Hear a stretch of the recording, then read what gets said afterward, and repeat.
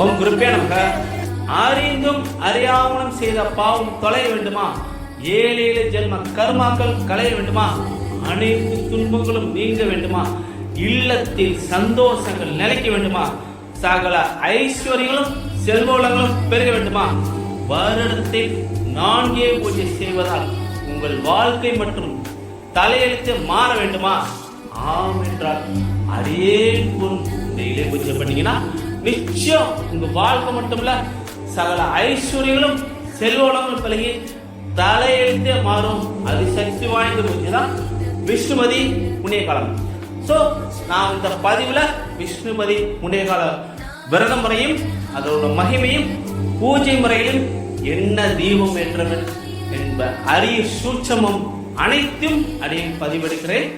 So நம்ம சேனலை like பண்ணுங்க, சப்ஸ்கிரைப் பண்ணுங்க, கமெண்ட் பண்ணுங்க, ஷேர் பண்ணுங்க, மறக்காம பெல் ஐகானை கிளிக் பண்ணுங்க.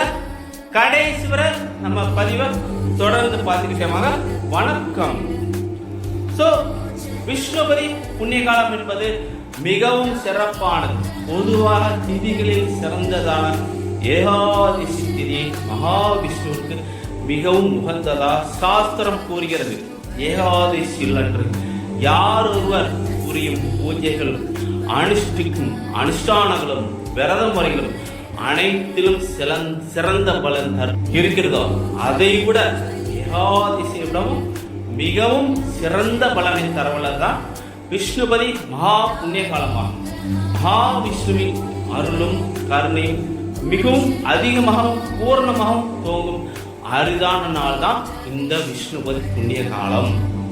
ஒவ்வொருவரும் 4 விஷ்ணுபதி புண்ணிய காலங்களாகும்.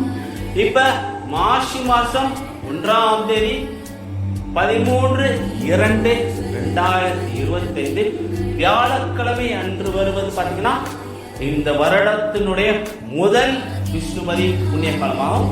அன்னைக்கு பகவான் எம்பெருமான் நாராயணன் அவருடைய பூஜை பண்ணீங்கன்னா உங்க வாழ்க்கையில சகல ஐஸ்வர்யங்களும் கிடைக்கும். நாம மகாவிஷ்ணுவையும் மகாலட்சுமியையும் மனதார வழிபட்டு நமது அனைத்து தேவைகளையும் பிரார்த்தனை வச்சீங்கன்னா நிச்சயம் அந்த வருடம் முடிகிறதுக்குள்ள உங்களுக்கு நிறைவேறும்.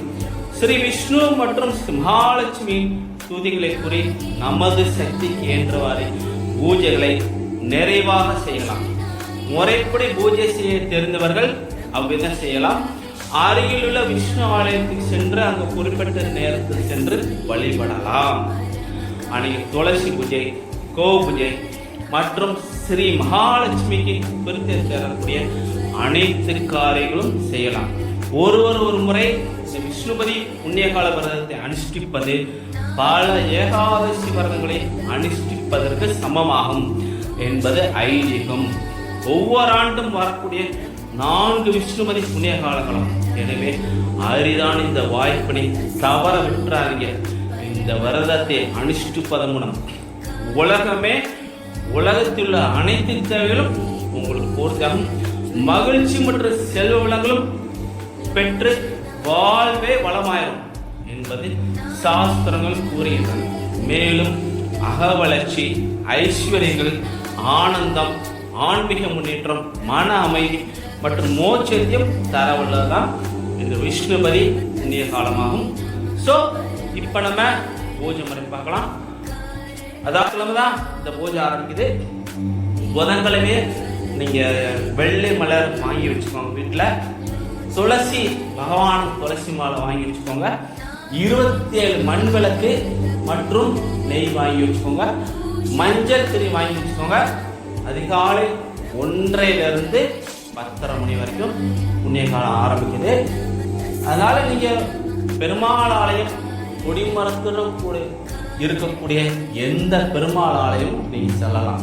ஸ்ரீ ராமர் கோயில், கிருஷ்ணர் கோயில், மகாவிஷ்ணு கோயில், பெருமாள் கோயில், எந்த கோயிலுக்கும் நீங்க போகலாம்.